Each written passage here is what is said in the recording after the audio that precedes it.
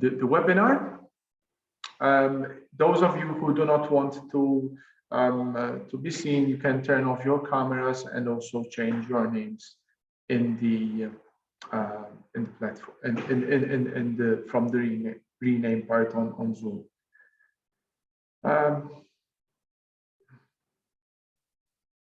Okay, I think most of us are already doing name, organization, country, and in case something that I didn't mention, if you want to share your email as well and your link with e-participation.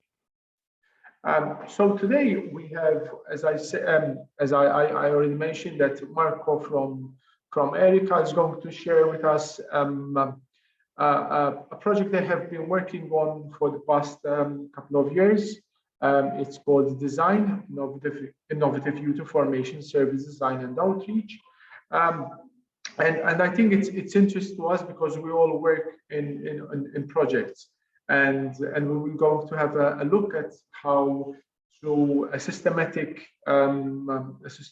methodology we can create projects. And I think this is of interest to all of us because one of our main concerns has always been how can we reach to more young people. In the meantime, we have two other guests.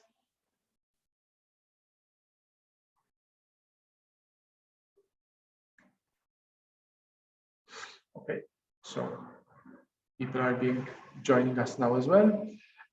So as I was saying, I think this is of particular interest to us of how we can find different ways to engage more young people, especially also those at a risk of social exclusion. With Marco, we will be looking at rethinking how youth information services are designed, creating tools and resources to reach out the maximum number of young people. And again, this is something we're looking at, that we need to be trained and use different channels to reach out to young people. I know that earlier on we had, for example, Ingrida sharing how we could use TikTok to reach out to a wider audience. But also, I think the most central part is the concept of having a user-centered approach. I think, Marco, we had a chat before we started. We'll be focusing on why one should try and adopt the design tools. And I think, Marco, you can take it over from here. I'll stop sharing. Okay, so thanks everybody for being here. So I'll start to share my slides, and then I'll try and take about half an hour. And what I'm going to try and do is give you a sense of the design course. What is the course? How long does it take? What does it do? But also, I thought, I always find if I don't understand why I'm doing something, I really struggle. I struggle to understand, well, why am I going to do this? What's the benefits? So I've thought of, I'm doing a little bit of work around and the understanding of where does service design come from, and why does it relate to a whole load of other things. So let me just share this slide first. Okay.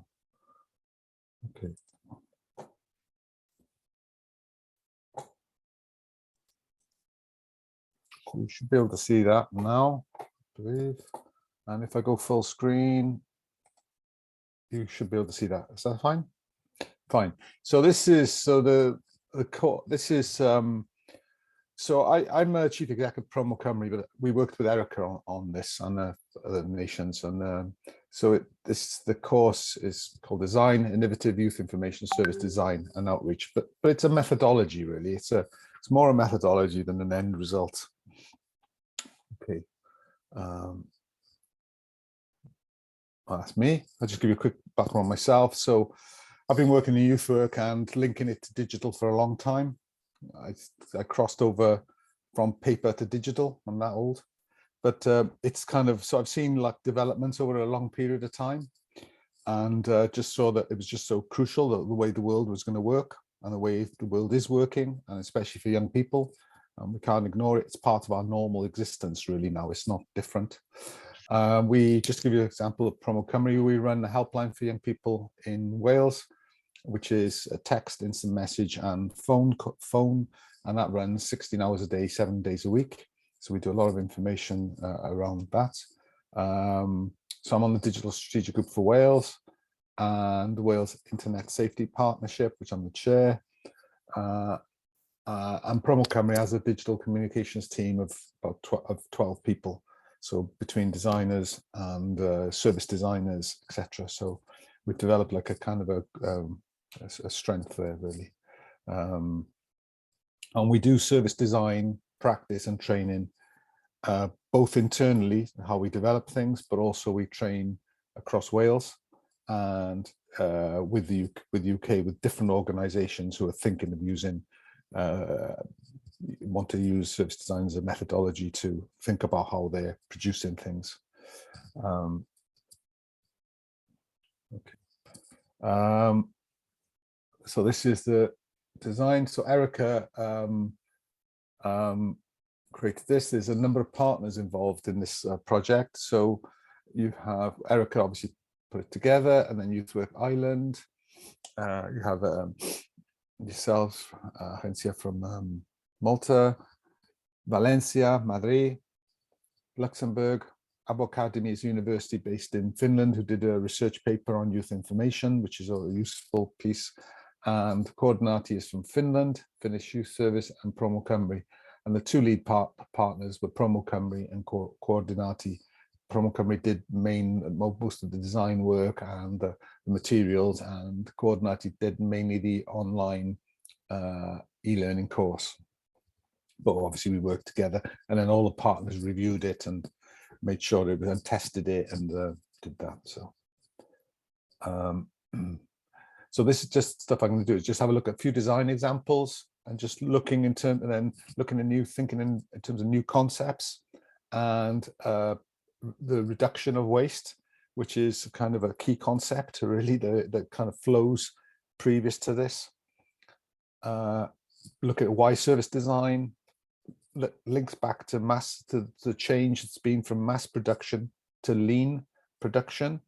I wonder how many people have come across the term lean production.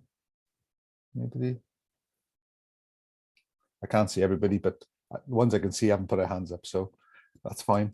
And then looking at this actual course, the DIGY course. So this is kind of just some examples of design. If you look at these, this is some signs for parking taken from America.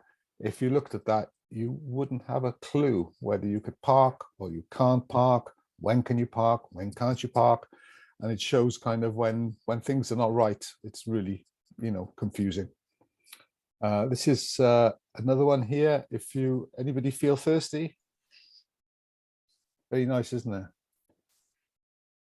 Well, it's actually very dangerous because it's bleach and cleaning products. So whoever designed this didn't really think very clearly in terms of, how you design things and make it attractive for young people to drink when it's actually going to kill you. So it shows you kind of some things, even Fabuloso, I quite fancy the red one myself, but there we go. So you can see when it goes wrong, it's wrong, big time. So these are some of the course objectives. So the aim of the course is to rethink how services are designed, and then to create tools and resources to allow youth information workers to reach out. Talking with Simon, at the end of the day, the service design is a methodology that can be applied anywhere, really. It's not specific youth information. So that methodology is used, and then to optimize youth information service, and then to think about strategies to reach out to people. This is part of the why. This is an influential book. It's called The Machine That Changed the World. So this is the book that was the study on Toyota and cars, the production of cars. And you think, what the hell is that going to do with it? Well, this is the foundations that started looking, and if you look, you might not be able to read at the top of the top, it says Japan's revolutionary leap from mass production to lean production. So what the biggest change in the way things are made is the move from mass production to lean production. Virtually all products and services are largely made around using a new methodology of lean production and not mass production. And when Toyota started using this kind of methodology, it came from America originally, and then Toyota really took it up. They revolutionized how they made things. They revolutionized the car industry and took over, really. And especially at the time when they started working this way and nobody else was. And that killed a lot of different manufacturers. I know in Britain, most of the manufacturers in Britain weren't using lean production and disappeared. And today, virtually all cars are produced using lean production methodology. It's that revolutionary. It's most products and services are worked around this way of thinking. Some people will call it agile, lean, or there's loads of other names to it, but lean is the base level of it. So that kind of changed the way we think about things. And then slowly that way of thinking has gone into different services, has gone into healthcare, has gone into voluntary sector, has gone into various things. But this is about foundations of it. And a lot of foundations is about waste. And by waste is not doing things you don't need to be doing. Do not spend time doing things that are not useful for resources, etc. So a lot of the concept is around elimination of waste in a production process. And the second thing, and part of the whole thing, is the focus on the user. Okay, so it's about what people require and not thinking about technology. Okay, so if your answer to what is needed is a piece of technology, then you maybe haven't thought enough about the why and the people. So you have to start with the people to guide you towards that. So often people come say, oh, we need an app, or we need, and if you ask people, why do you need an app? They find it hard to explain all the details of why they need an app, because what they haven't done is start thinking from what's the user need. From the user need, then you develop what's required, not the solution being a piece of technology. So the difference between mass production and lean. So mass production is about assumptions and planning. It often overproduces, underproduces, no correction time, long time scales. There's an individual on the line producing something. The quality doesn't really get checked until it gets to the end of the process, which creates a lot of rework and waste. So an example is, if you're making a car, if you don't check the quality until the end of the process, you're going to have to bring the car back and fix it to go back. And it's more of a planning process, where lean production is, you may have heard of just in time, all that kind of stuff. Well, lean production is a demand-led process. You don't assume what you need, you only produce as soon as you get demand. Yeah. And then you produce what is demanded. So you very rarely get overproduction and underproduction, because the whole process is linked to the user. So you don't make things unless you know the user needs something. Iteration and correction is built in. So you're always, with lean, you're attempting to get better and change all the time to make it better straight away. You don't wait for things. You don't wait for the product to get to the end. You do it straight away. So it's fast change, tends to have a lot of team involvement. Quality is part of the process. And mistakes are rectified fast at any particular point. So you may find a mistake. Often the quoted is, if you find a mistake, everybody stops and rectifies the mistake before you carry on. You don't let mistakes travel up the process. And again, that includes reduction of waste. So that was the kind of a production methodology that's revolutionized how things are made in the world. It's all about reduction of waste. And then people started thinking, so you got the lean, and then people started thinking lean startup. How do you start a business? How do you start up things? And then service design. So if you if you think about waste, so you start making things and you start making it and make it quality and reduce waste. But what if you've started making a product that is the wrong product? If you start off making a product and you've already started something that you haven't really conceived well or understood what the user needs, then you start making a product that actually people don't actually want. So if you keep doing that, at the end of the process, you've spent a lot of time doing something that actually isn't, you haven't really thought or spent the time to understand, is that what is required? So if you do that, what you end up with is waste, because you've just spent a lot of time producing the wrong thing. So I think Elon Musk has a famous phrase on this, but that's, so a lot of service design is about making sure that the base of the product is on demand and not on assumption. So you're really working hard to understand that this is something that is the right thing to do. And then you're also testing behaviors, because people often say one thing and then they behave differently. They don't always do the thing. We tested a sexual health information tool with young people. When we asked them to find out previously what they would do, they could see all the information, and it said, do not go to the clinic for 2 weeks because your symptoms do not occur for 2 weeks. So do not go. So when we asked them, okay, you've seen the information. Yeah, they all saw the information. So what are you going to do? And their behavior is, I'm going to go tomorrow. So even though they saw everything, their behavior was completely different.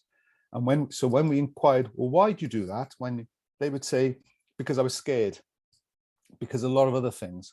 And then we say, well, why? So what would make the difference? He said, well, if you could see a doctor speaking to us online, then that would help us change our behavior. So behaviors are very important. And to build in iteration is to build in constant change and quick change. You change straight away. You don't wait. Often there's an excuse, many excuses of why you can't change, why you can't do it better, because there's a process, or because I have to ask someone, or because I have to. And most of those are kind of need to go, really. And then you prototype small and you test.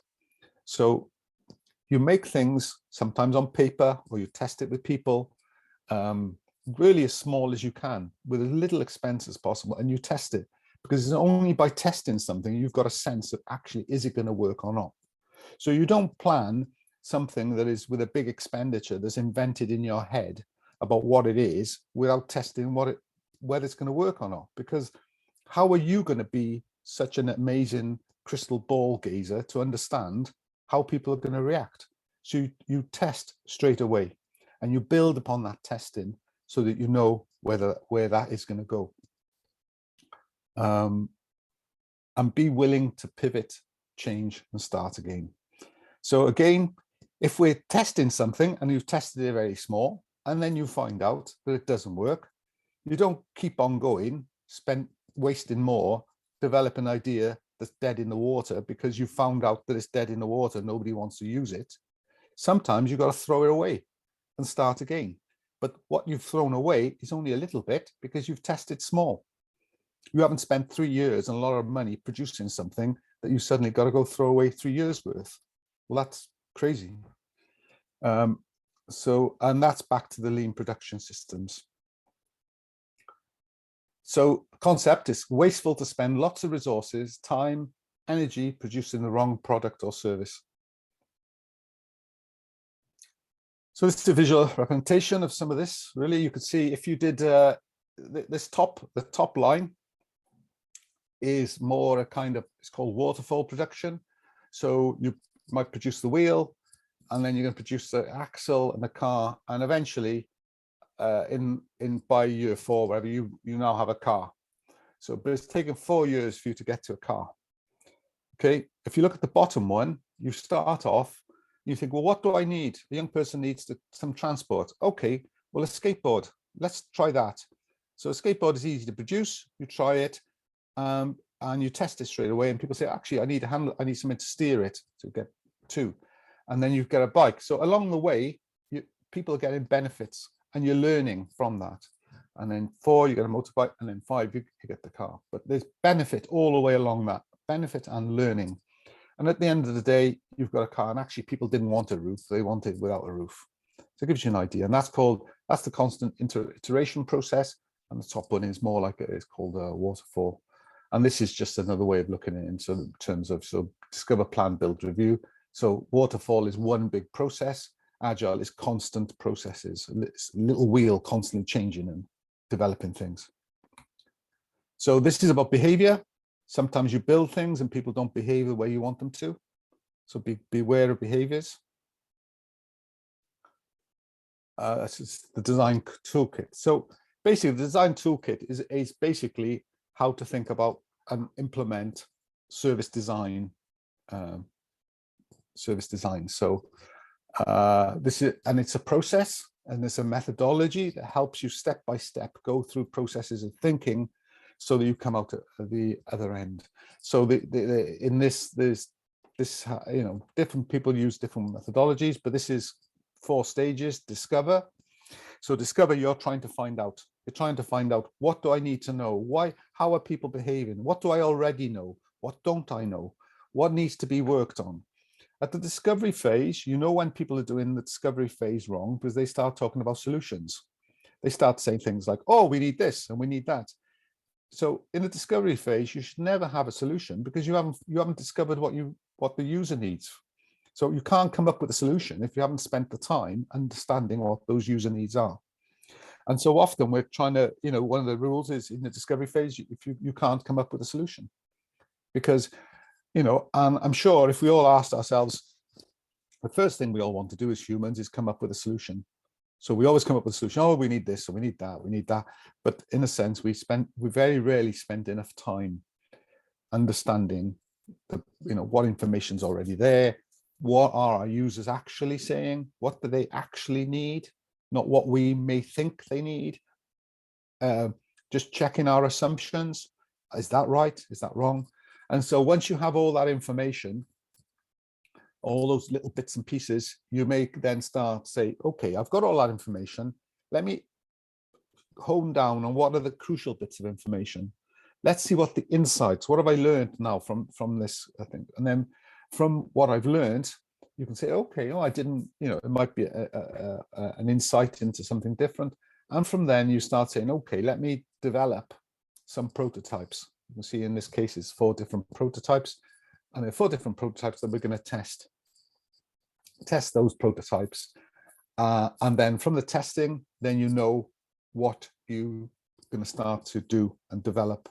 And then that might be still a small thing. And then you start to develop it from there. You let it grow to what works, and you add what works, you keep going. What doesn't work, you got rid of. In this case, you can see that parts of the initial have been, developed to the next one. So these, I'll go through this, I'll leave that, because that's the what's happened. That's design.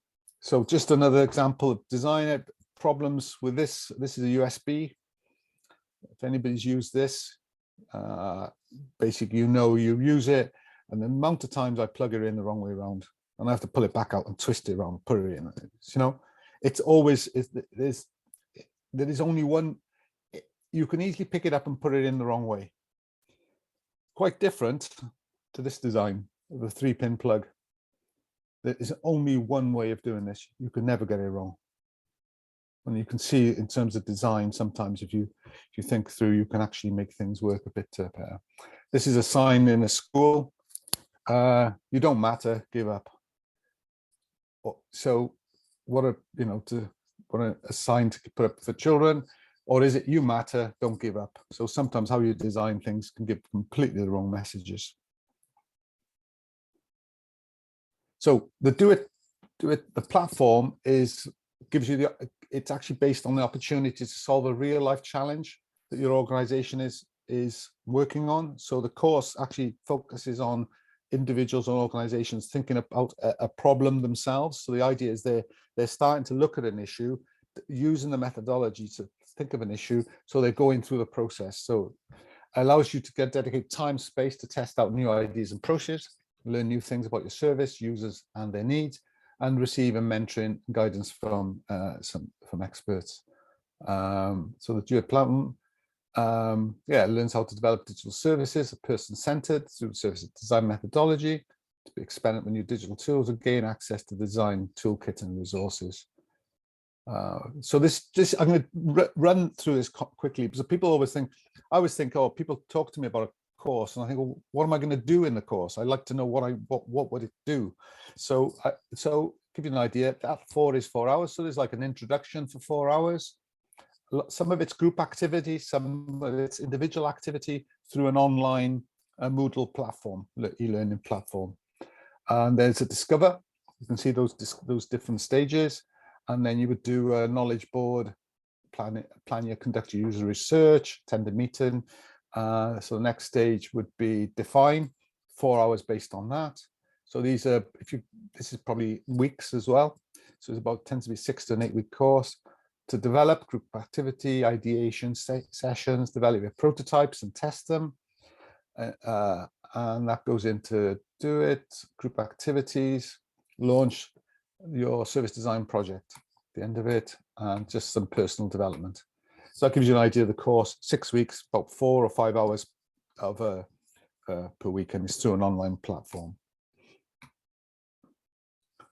Okay. I'm going to now switch screens. Hopefully it all works. I'm going to stop sharing that one. And I am going to, I'll play you, there's a video being produced. I'm going to play that because someone spent a lot of time producing a great video. So I'm going to let it play. It's only about 2 minutes, 2 minutes 37. So that'll give you another part around the service design. So I'm just going to share screen again. My sound is on. Hopefully you can see that. Is that okay? Is that visible? And I'm going to play the video. Develop. Oh, let's take it back. Oh, is that okay, full size? As technology advances, young people are accessing information and using services differently. That means that youth work too has to adapt quickly to make sure it continues to meet young people's changing needs. Service design is a process that can help you rethink and innovate the services you offer. It's an approach that helps us to think creatively, get to the root of the problem, test out our ideas, and find solutions that work. The Design Training Course and Toolkit aims to bring this expertise into youth information work. The process we're using has 4 stages: discover, define, develop, and do it. At the first phase of the process, you'll conduct a piece of research with the aim to fully understand the needs, behaviours, and experiences of the young people you're designing for.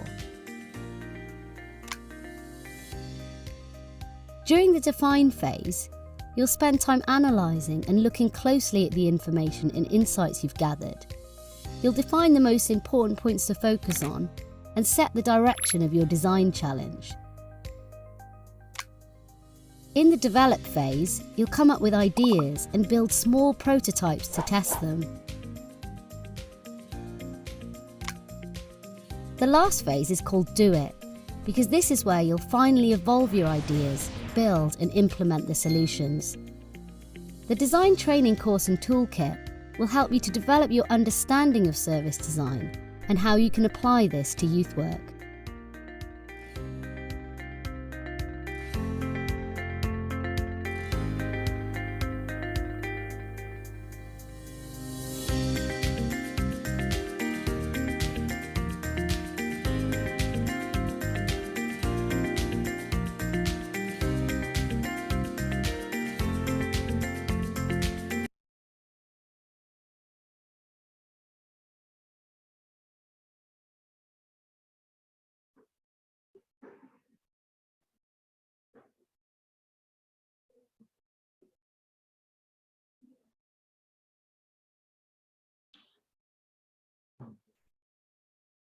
You are muted, Marco. Thank you very much. That was a test. No. Okay, so This is so what you're seeing here is the e-learning platform. I just thought I'd show you what the e-learning platform looks like. Again, as a learner, I always find I want to understand what would I actually do. So you can see that there's the videos are embedded in there, and you've got the different stages here taking place, and it allows for group activity and individual activity and interaction with the tutors, etc. So if I show you some of this is number 2. You'll see that this one's actually bilingual because we work bilingually in Welsh and English. So that's the Welsh language. And what I thought, this is one of the individual activities, the knowledge board. So if I show you that. So this is one person's knowledge board, Cardiff Youth-led grant panel. This is something that Jamie put together. Tutors Ariel, who was instrumental in developing all this. And this is, I'm not sure you'll be able to read that, but this knowledge board is one of the activities, so the sets of activities that help you through the process. And this is a knowledge board. The problem area says low application number of Cardiff Youth-led grant funding. That's the problem that they're trying to deal with. And then here there is 3 headings: what we know, things you know for certain and why, what we think we know, the things you need more evidence for, and the last one, what we don't know. So he's put it is a he, I think, yeah. So he's put what we don't know is what is important to young volunteers. What is the most effective way to do it? Where do young people find out about events in the area? That's what they don't know. So you can see the process. There's a sets of resources and to lead through the whole process. So at the end, you can do that. So hopefully that gives you a sense. I think I've stopped sharing now. Yeah, so that hopefully gives you a sense of the course, the why you do it. You know, that it is about being more effective and more focused on what's required to be produced, to not waste your time doing the wrong things, and to constantly learn and create better services and products. And then I give you, I hope you get a flavor of what the course is like, and the amount of time and the use of that online Moodle platform. So that's it from me. So if you have any questions or etc., I'm quite happy to try and answer to the best of my ability. Thanks, Marco, for that informative explanation about design and also introducing for me it was the first time the lean concept as well, because I agree with you that we go for mass production, we think, and then after all we end up sometimes frustrated because we put a lot of hours and a lot of work, and then we notice that few young people would participate or show up, in our case, because we work with young people. So what I would invite now the participants, those of you who have any questions. I know that someone asked about the course, if how the dates and how they could know when they could apply and all things. But I would invite you to widen the questions on how and also think of how can you relate these concepts with the work we do as well in the decision-making process with young people. So I'll take the first. I'll find the question which was asked. Are there any specific dates when the online course is going? So I think a lot of that is Erica will be working out. There's none at the moment set up, but I think because it's only been, I think it was tested, is piloted, and then run once. We're running it in Wales because it's just we do a lot, and so we're running it across Wales. But I think it's Erica will be looking. I suppose Simon is just checking with Erica when, if there is demand, I'm sure they will set one up. Yeah. So there's nothing specific at the moment, but it's all ready to go. Okay. So one thing I would invite some of the audience maybe also follow Erica and see, and what we could do is also we can I can share a contact as well where you can get in touch with Erica directly as well. So Eva. Hi, Marco. Thank you very much for this interesting input. I'm curious to know, can any organization launch a course on this infrastructure? So is it open for various organizations, or is it mainly like an infrastructure used by Erica and by, of course, the members of your consortium?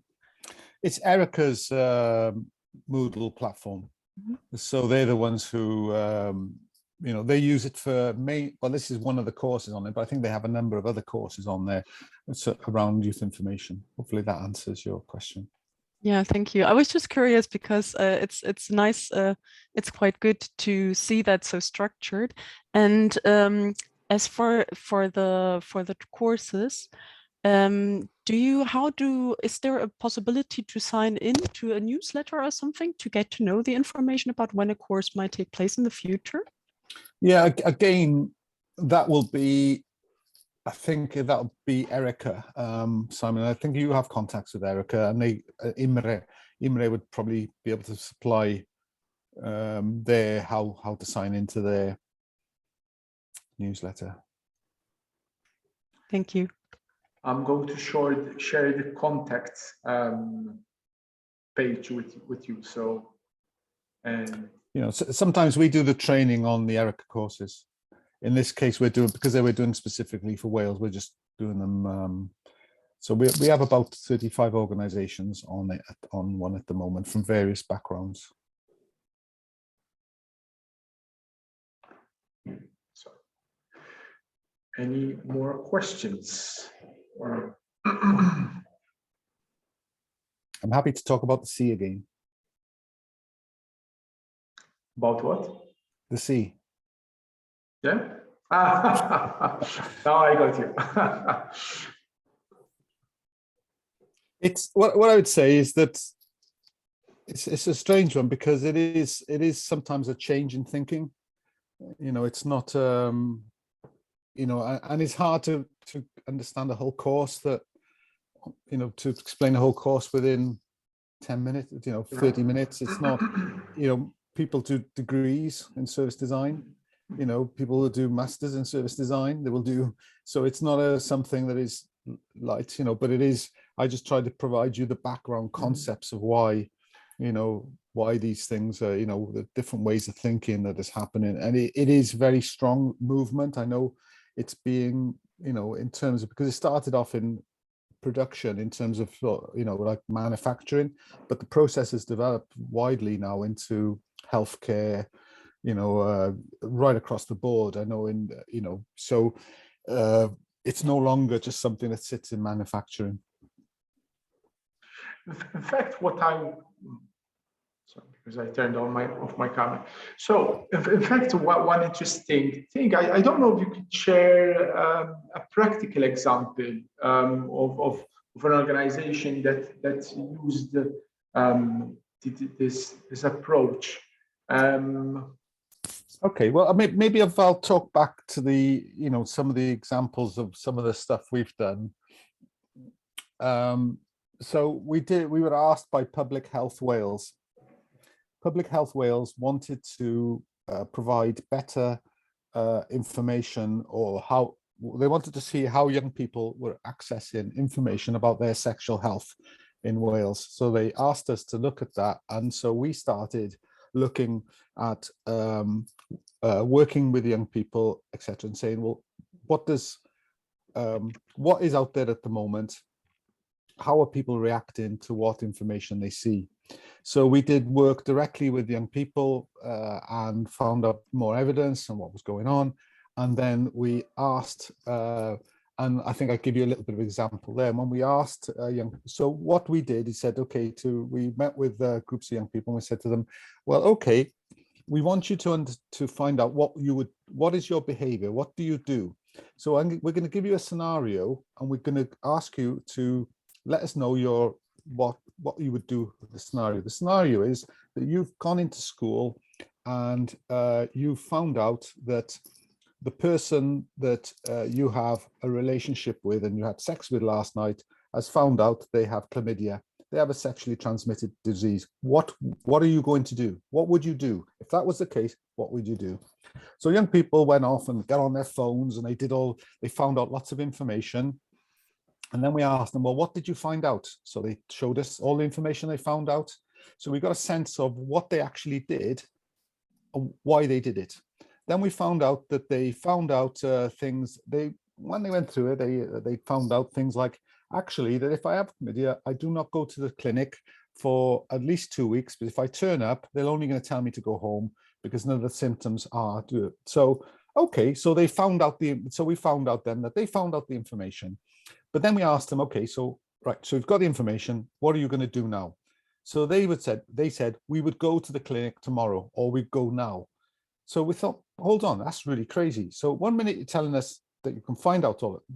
So all the research was leading us to finding out that, yes, you can find out the information, but for some reason, you're now not going to follow the information. So then we said, okay, so you're not going to follow the information. Okay, so what is it? Why is that? And so they'd say, well, we're worried, we're scared, it doesn't seem right, it doesn't seem. So then we start saying, okay, what is it would change your behavior? So they said things like, well, actually, if I could see a video of a doctor telling me, explaining it to me a bit better, I'd feel more comfortable. I feel more relaxed. I would do that. Okay, so it's that. Then they said, okay, actually, when I look at all this information, it's a bit all over the place. So I'm not quite sure I'm seeing the right information. So then we prototyped a couple of things. One thing we prototyped was a logic tree. So a logic tree is like you say, okay, so are you heterosexual? Are you, what age are you? What's the symptoms? And then it leads them through a whole process. And at the end of the day, it just comes out, okay, you've asked all these questions and at the end it says, this is what you need to do. Do not do this. And then we said, okay, we then started producing the videos they wanted to, so that they could get the information that the users told us they need to make sense of it all. And then we produced that. And then we test, and those sometimes are very small things, and then we tested them. Did they work? And then we found that it does work, that people do that. And then it went that far, and then we're trying to develop it further. So that gives you an example of like what we actually did in that case. So it's using that methodology to think to. At the moment, we're working the Samaritans. I don't know if you've heard of the Samaritans.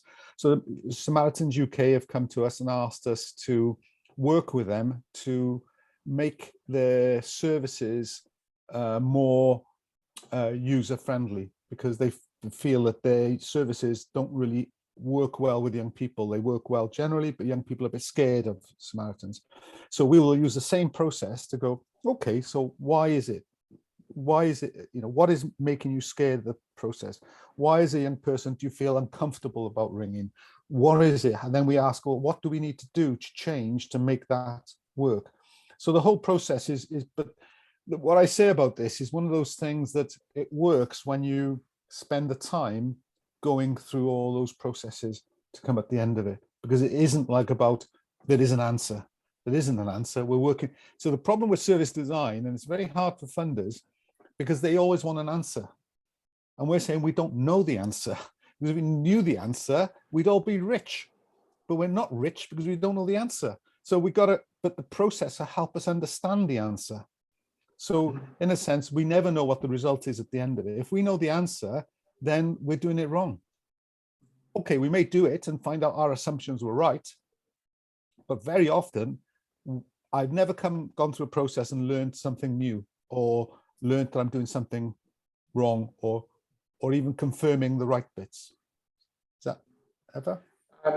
Yeah, I think, and this is very much interesting and in line with decision-making process that we try to involve young people in deciding about something, and sometimes we don't have the right answer, and that's why we try to involve them and extend it, and also use different ways, just not also including the digital part. Eva, I noticed that you have your raised hand. Yeah, exactly. I was curious to know how did you guys reach out to the youth, or which methodologies do you use to do your research with them and to find out what their needs are? Do you use like online questionnaires, or do you do workshops with them? We use everything in any way. You know, the reality is we spent a lot of time online, so we're quite good at doing that kind of work. But we will do face-to-face group work. You know, I think sometimes what we're also aware of is that we're not trying to get, this isn't a research project where we're trying to get a couple of thousand people doing something. We're trying to get insights. So this isn't an academic research that has to verify its sources. It's nothing to do with that. It's trying to get research. So often it's like smaller groups of people you can really dig deep and say, why is it this is not working for you? Why is it something is, you know, and also the part of it is back to the behavior thing. And where it works really well with youth work is that youth workers are used to the idea of participation. So participation isn't a strange word to a youth worker. Everybody so participation is a very key thing. That's why I think it works quite well. And then the only other thing I would add to that is that the behavior is spending time on behavior. So it's not just what people say, but how will they behave? Because there's two different things. And then the next bit is a production process. So a production process that thinks about prototyping and learning, not just suddenly producing something. So it's tying up those different methodologies of, you know, finding out behavior, but also there's a production process that isn't about just producing one thing. And the other thing is never produce one thing. You've never finished. You've never finished. Yeah. Okay, so I don't know if there are any other questions, but we're almost at the end of our webinar. What I would, and we had plenty of points shared as well. So run quickly. So what I'm going to share now with you is the Padlet. I just shared it on the chat as well. And may I invite you maybe to find a couple of minutes to share with us what you have learned today, and what other things you would like us to explore next time we meet. And if you have any general feedback, that would be really helpful for us.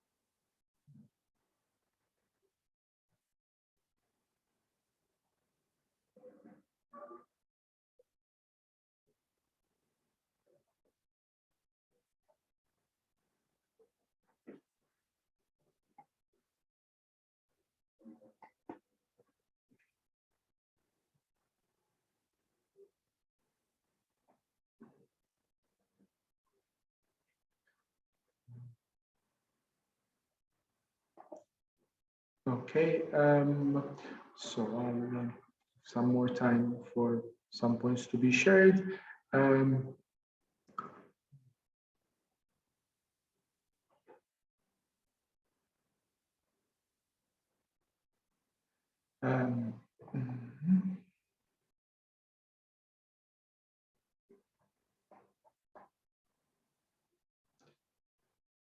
So if you want to follow any of the open community meetings, I can invite you also to follow either go on the DIGY website, DIGY, and there you can find the different community meetings as well, and also access the open.me and find the different meetings that we had.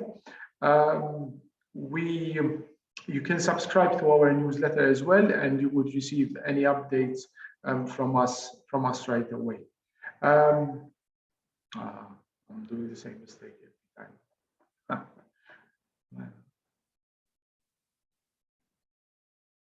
And the last the last thing, I don't think, Anita, we have the date set for our next open community meeting. No, the date is not set yet, but it will be in June. Yes, good. And I think that will be one of our last open community meetings, because our project is also approaching the end of its cycle. Thank you again. Thank you, Marco, for your input. Again, I left in the chat the where we can contact Erika for more information about this design project and more information about the course.